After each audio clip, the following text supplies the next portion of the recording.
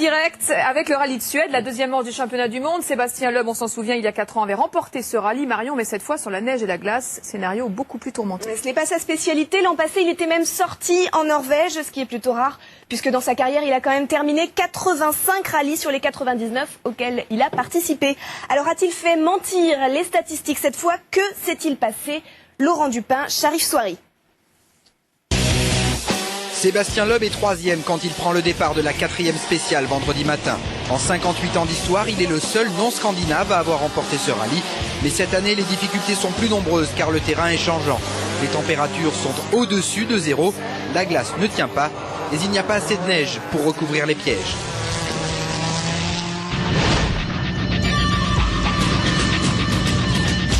Il ne reste plus que 3 km dans cette 4e spéciale. Sébastien Loeb attaque. 3, gauche 130 bons bidons. 130 bons, hein. Ouais.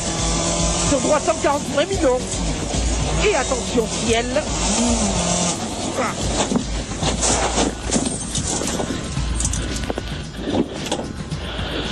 Ouais, Citroën pour Seb, on est sorti. On n'arrive pas à repartir. Ça a l'air... Bon, on essaye. Mikko Hirvonen arrive juste derrière. La Citroën est en travers de la route, mais il parvient à l'éviter. Avec l'aide des spectateurs, Loeb repart. Déjà 4 minutes de perdu. Il doit absolument rejoindre l'assistance pour que ses mécaniciens tentent de réparer les dégâts. Tout le monde est prêt à l'accueillir, mais la tension monte dans l'équipe. Personne ne sait si la C4 pourra repartir après un tel choc. Dans un virage assez rapide en 5e, on a pris un petit peu trop intérieur. J'ai mordu dans le mur de neige avec la roue avant intérieure, ce qui a mis la voiture complètement en travers.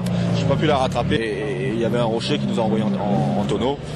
Et donc ça paraît compromis quand même. Hein. On est rentré ici, on va voir s'il y a quelque chose à faire, mais ça va pas être facile. Extérieurement, la C4 ne paraît pas trop endommagée.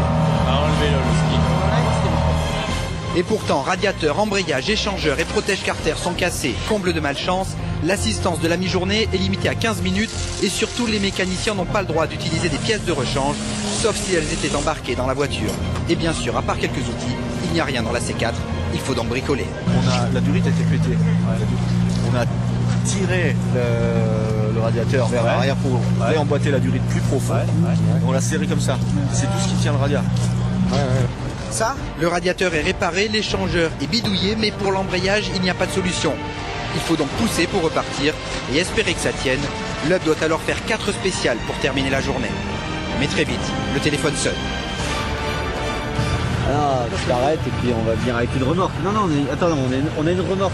Après 10 km sur la route de liaison, Loeb a dû s'arrêter, c'est l'abandon. On est parti dans l'espoir d'aller à la spéciale, mais parce que moi je pensais qu'ils avaient pu réparer quelque chose au niveau de l'échangeur. Mais voilà, c'est en plus sans puissance, ça vaut pas trop le coup, je pense. Donc, ça fait partie de la course.